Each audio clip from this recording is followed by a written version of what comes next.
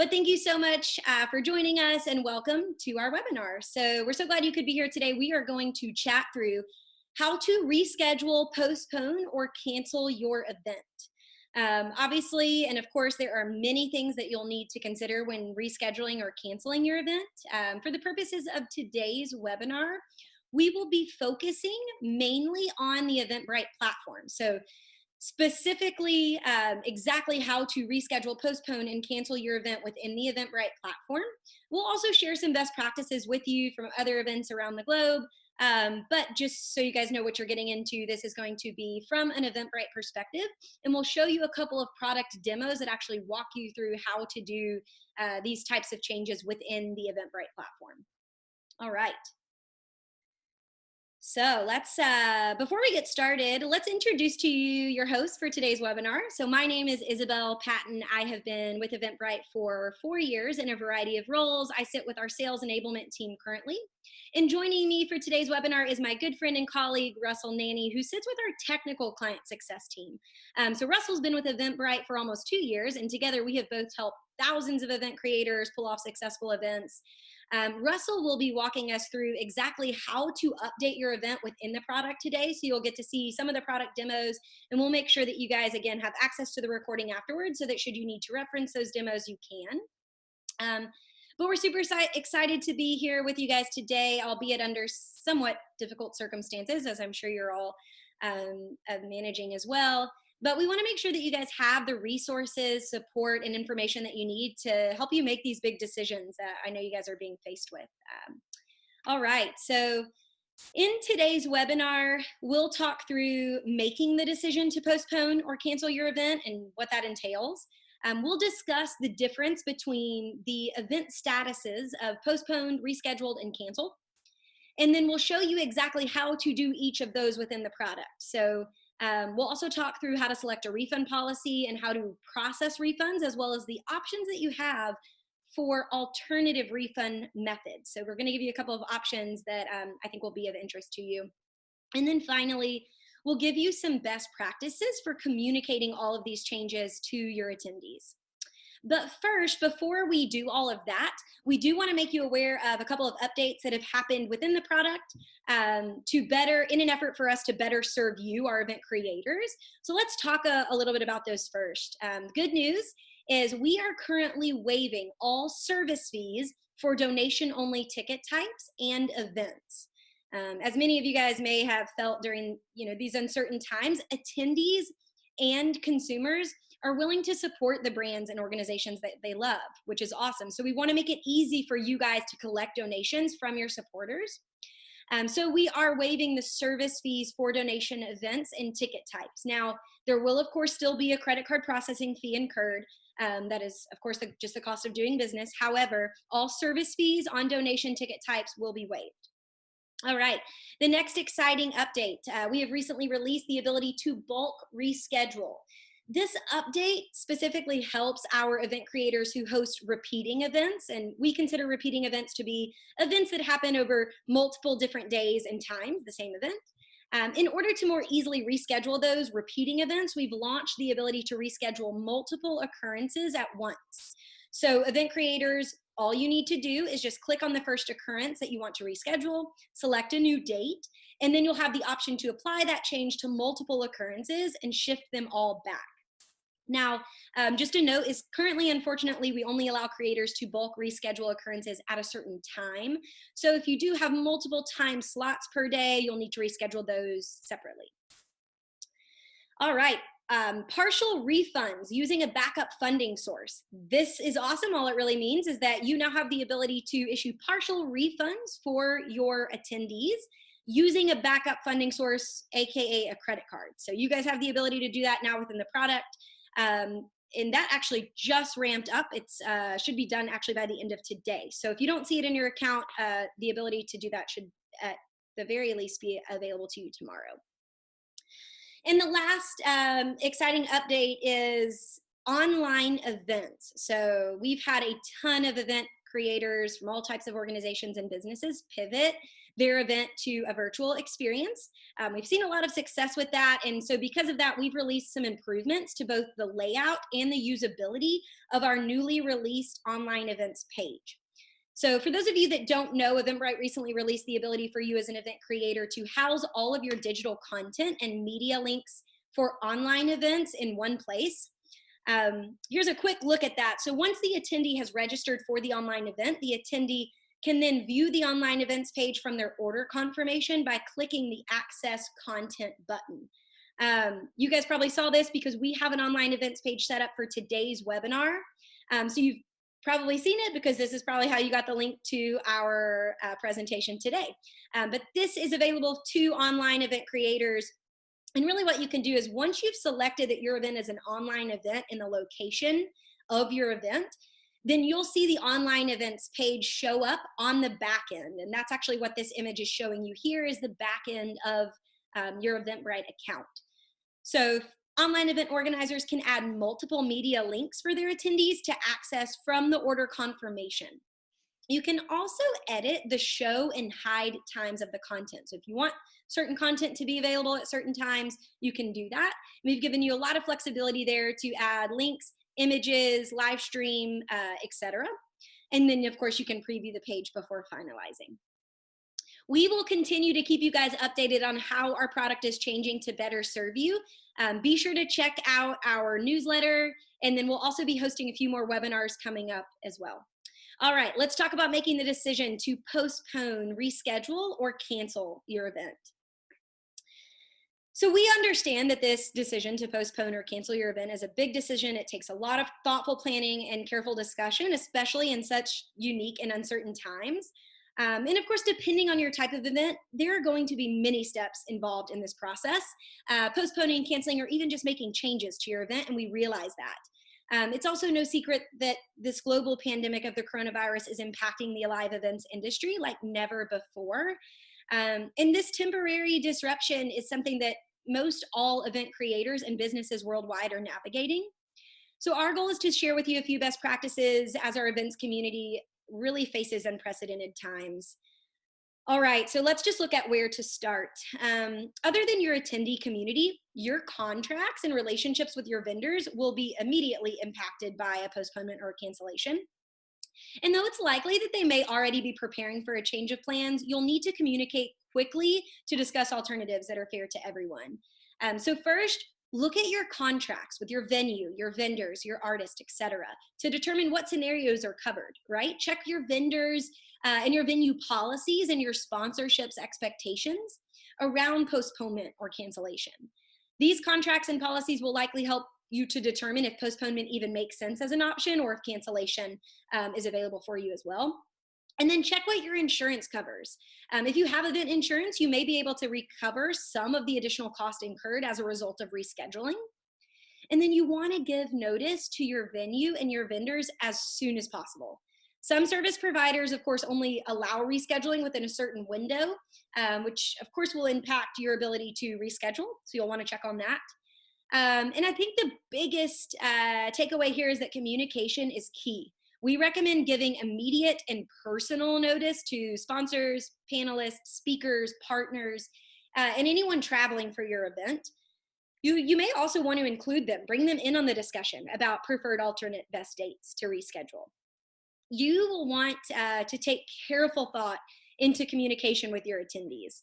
I cannot stress this enough, and I'm sure you guys have already heard this from others, but how swiftly and clearly you communicate these changes during this time is going to relay your commitment to your attendees. It will instill trust in your brand, which is hugely important. So of course, after you have made the announcement to your attendees and updated your event listing, we recommend outlining FAQs to both engage with and inform your attendees. As much as you can get ahead of that, the better. So we're going to talk a little bit later on more around some of these best practices for communicating with your attendees. And so be on the lookout, stick around for that. Of course, if you can't stick around, we'll have the recording for you. But once you have made the decision to postpone, reschedule, or cancel, you'll update your event listing, and let's walk through right now exactly what that looks like within the Eventbrite platform. So first and foremost, if you've made the decision to reschedule your event, but you have not yet been able to confirm a new event date, you will move your event status within Eventbrite to postponed. And you'll see that this status does not have a new date decided. This will also happen if you push your event date out, but you hide the event date because you're not sure if that will be the actual event date yet. It will say postponed. Obviously, the big difference here between a postponed event in Eventbrite and a rescheduled event is that the rescheduled event has a new date decided and entered on the event page. So we've included here the steps to postpone or reschedule, and the good news is it's just 4 easy steps to move your event. So first, you will select a new date, even if you're not sure of the exact date yet. If you are unsure of when exactly that new date might be, we recommend setting the date to far off in the future or potentially around the time in which you may actually have the event. And then again, you can hide that tentative event date from attendees so that they just see postponed. Now, I want to make a call out here. If for any reason your event date has already passed without you rescheduling or canceling, we will need to reopen your event for you because technically it's closed and it's in the past.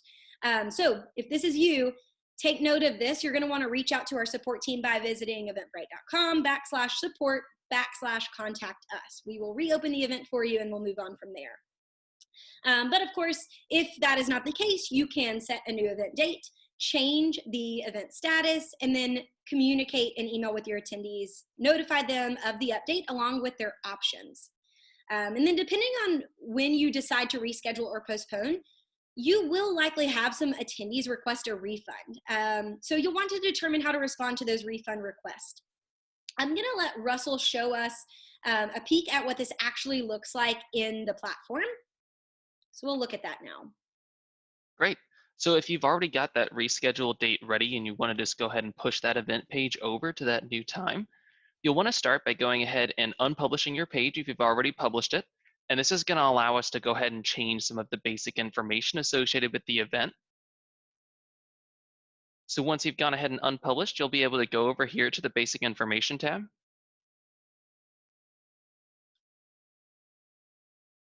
And then from there, scroll down here to where you see the date and time area, and you can go ahead and adjust that event start and end time so that it lines up with what that new date and time is going to be for the event.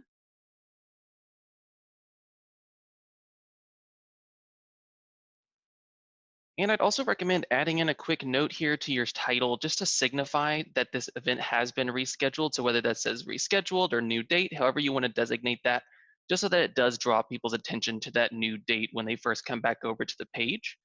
And you can also add in some additional description details here if anything about the event is changing as well as the date. So if anything like your speakers or your lineup is changing, the schedule of the day of event, or any other details like a venue change, you can go ahead and detail that all out here in the description of the event page.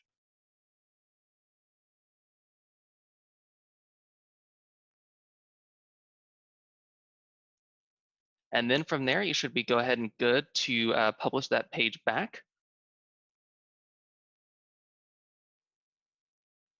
And you're good to go. From there, your event page has been rescheduled. You can adjust any sort of ticket times or promotions that you might be running there.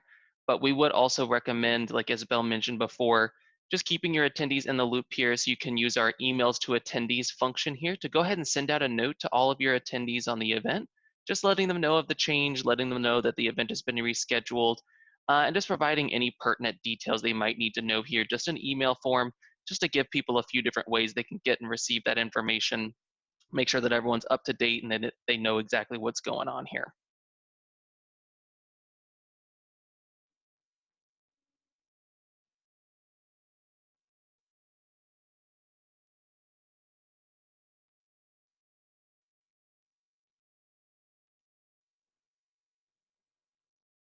All right, thank you so much.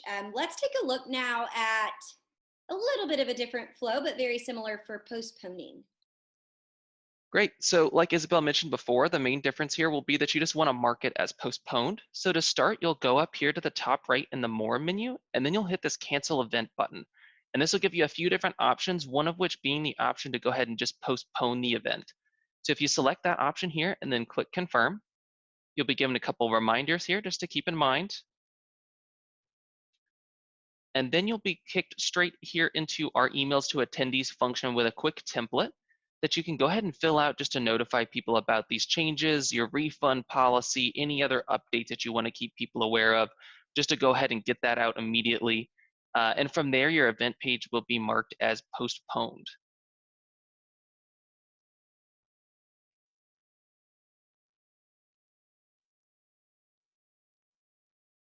From here too, you can go ahead and edit some of those basic details. Like Isabelle mentioned, if you just want to go ahead and push that event date out into the future to a general range that you think might be near it, you do also have the option to hide that event date in the privacy settings of the event if you'd like. But also I'd recommend adding just a note here in the title again to designate that it's been postponed, and adjusting that date if you have a general idea, or if you just want to push it forward to make sure that event page stays active.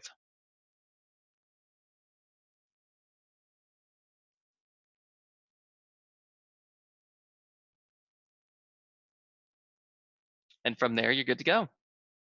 Awesome. All right. So the last step here, of course, as I mentioned, is responding to refund requests.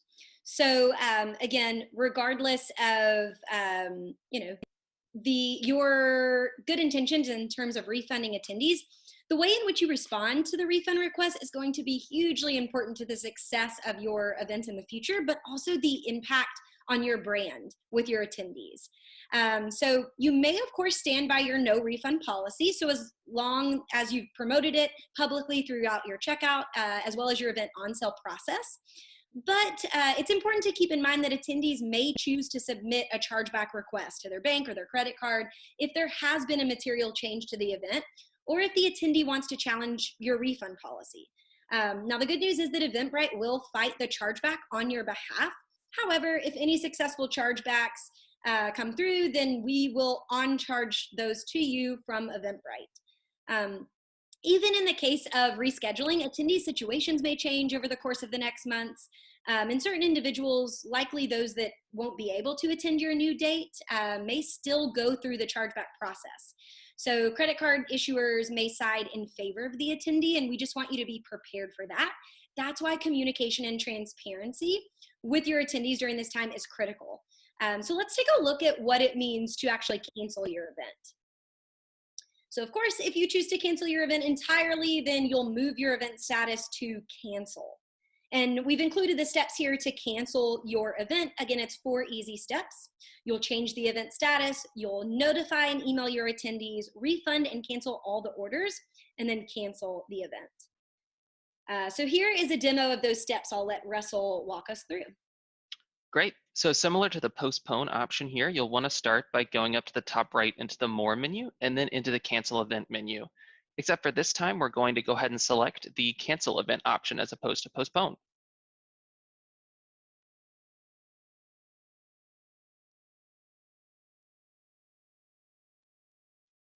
And similarly here, you're going to still be pushed over here to our emails to attendees functionality to go ahead and notify your attendees of these changes.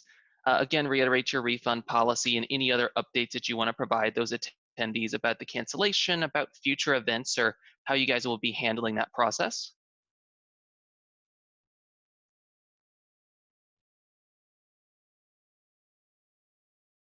Great. And then on the next slide here, we'll cover as far as that refund process goes. If you are choosing to issue refunds, the way in which you would want to go about doing that is you'll start by still being here on the manage page of your event and go along here to the manage attendees menu and then here into the orders tab. From here, you can go ahead and search for a specific order number or a name or email if there's specific attendees you want to refund, or you can just scroll down to see a full list of your orders. And in the top right area here of the order itself, you'll have an option to refund the order. Clicking into there, you'll be brought here to this screen that allow you to confirm exactly what you want to refund. So if you want to refund the full ticket price, the full order, or just a partial ticket. And then you can select the reason. We do have a COVID-19 reason here included if you'd like to select that just for your records. And here you'll be able to offer a note to the buyer if you just want to send out a quick notification to let people know about the refund or anything else. And from there, you'll go ahead and issue the refund.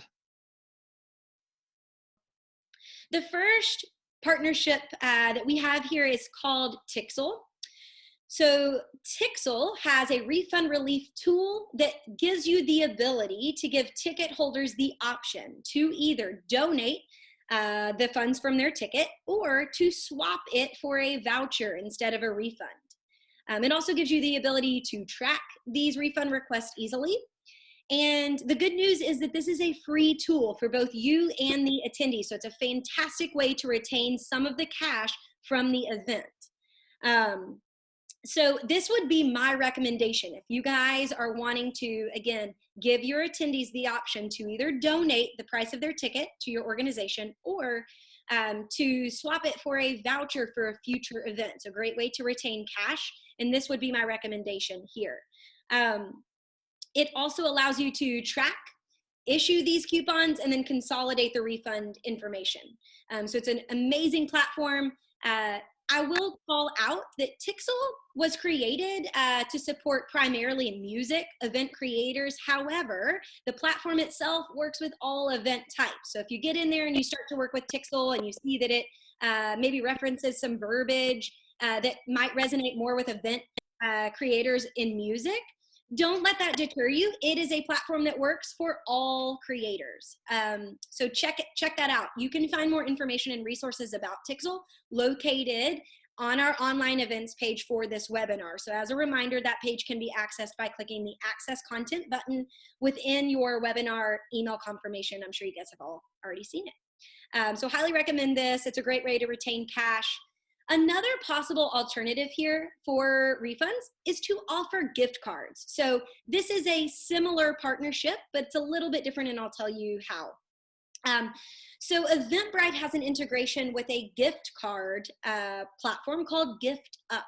The big difference here is that this gives you the ability to not only retain cash through gift cards, but also to generate cash by giving gift cards instead of giving your audience the ability to purchase gift cards that can be used for future events.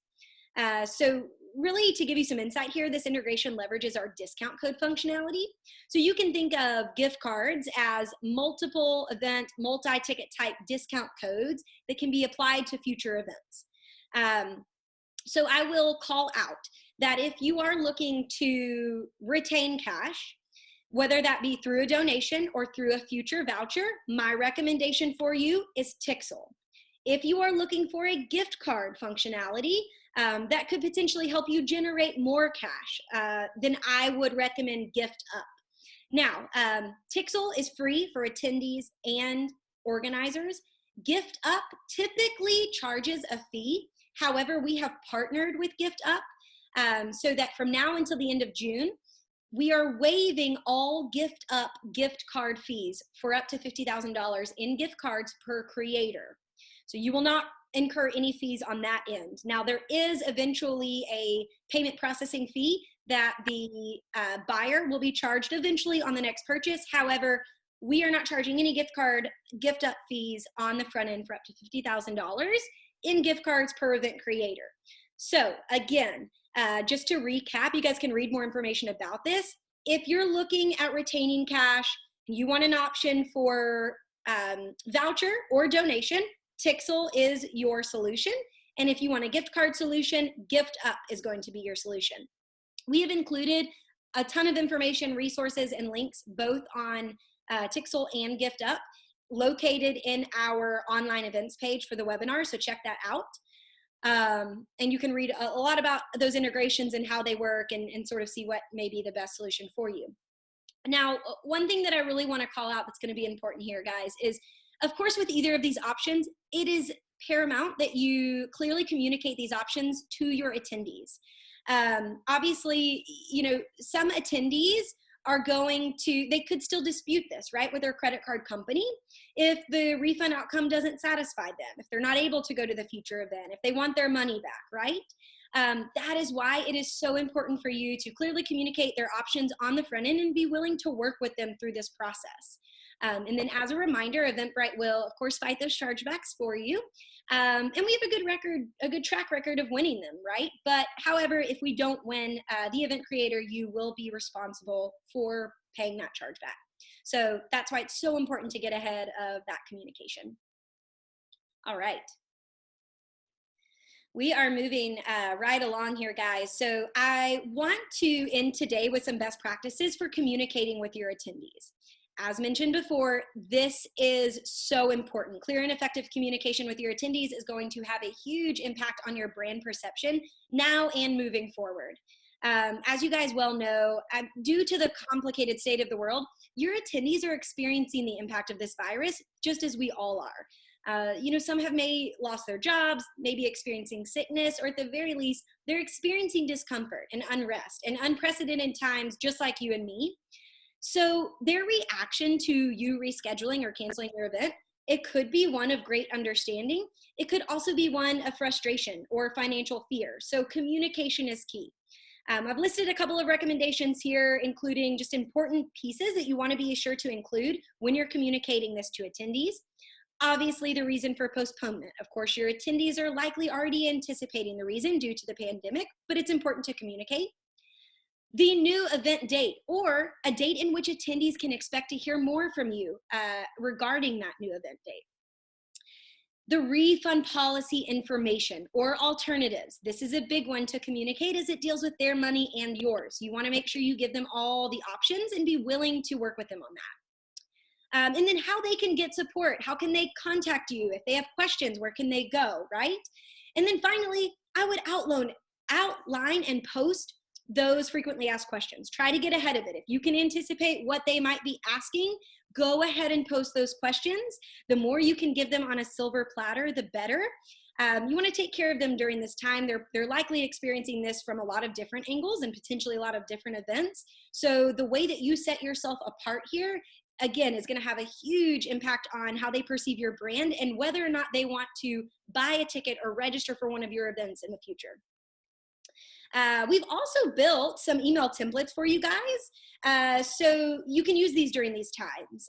We've gone ahead and outlined some communication in those emails that you can use as a template, and that can also be found, again, on the webinar online events page, so lots of resources there. All right, before we wrap up, let's talk briefly about a couple other just strategic communication recommendations from our team. All right. So, as you guys probably already know, now more than ever, it is so important for you to lead with empathy and transparency. Your attendees bought a ticket to your event, or they registered for your event for a reason. So you've likely already done a really great job of building up your brand with your audience, and now it's time for your brand to shine through the way in which you treat and communicate your attendees during this crisis. It's also really important for you to distribute messages, of course, in a way that's appropriate to the audience, but also the urgency of the message, right?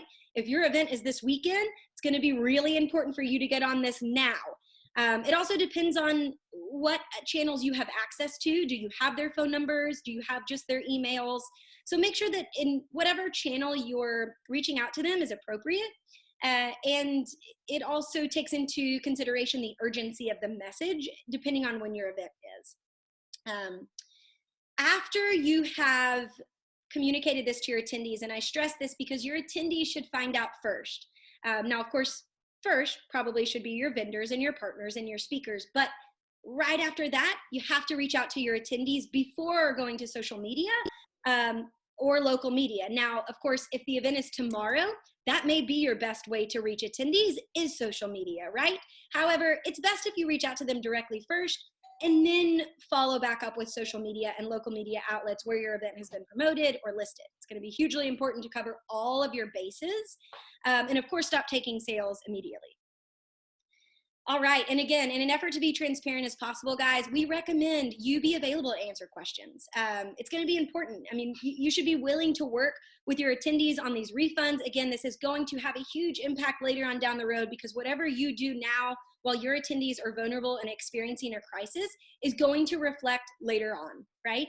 And we want to make sure that your brand is protected from that and that later on people want to work with you and they're eager to come. And it also, the way in which you communicate these changes to your attendees will have an impact on whether or not they want to donate, whether or not they want to get a voucher or a gift card for a future event, right? So this is a big deal, and it really means a lot. All right. So we want to end today, guys, with a little bit of hope. We know that times are tough, but we also know that gathering is an essential part of being a human being. And whether it's for a live event or a networking event, events play a critical role in our sense of belonging, and we know that. And at Eventbrite, we are confident that live events, will come back, and they will not be a thing of the past. It may take some time to get there, but they will come back, and we believe that. We know that when circumstances outside of your realm of control force you to postpone or cancel your event, we want you guys to remember that you are the reason that people wanted to get together. It's your passion, your dedication, and your skills that made you an event creator that make your community better for it. We are here to support you through this time. We know it's difficult and trying on your business and the events industry as a whole. And we couldn't do this without you guys. So thank you so much for joining today. Please be on the lookout for information about future webinars. We will dive a little bit deeper into communication with your attendees, as well as topics such as transitioning your events to virtual. We've had a ton of success with that recently, guys. A lot of businesses and organizations are doing it. So if that's something that's on your radar, keep an eye out for the newsletter, because we're going to be talking about that soon. And we have a lot of features and tools to support that transition, so you're in good hands. But all right, so we hope you guys found this a little bit helpful. Thank you so much for making time to be with us today. You'll be receiving a follow-up email along with a survey, so we appreciate your feedback, and be on the lookout for that. And then lastly, I know you guys probably still have questions. As a reminder, we have linked a ton of helpful content, including support and resources around COVID in general, as well as information regarding these alternative refund methods, and then links to important Help Center articles and blogs. And all of this is located on the webinar online events page. Again, that can be accessed by clicking the Access Content button on your webinar email confirmation. So check that out. That'll be live, and then give us feedback. We want to hear your questions. We want to make sure that you guys feel supported during this time. Looks like we are ending early today, so I'm glad we could get you guys out of here a little early. Hope you have a great rest of your day. Love on your families and your friends, and keep sharing the enthusiastic energy that you guys have for bringing people together within your community and the world, because we know that live events will come back, and we are here to support you through these times. So please know that. Thank you guys, and we'll talk to you again soon. Take care.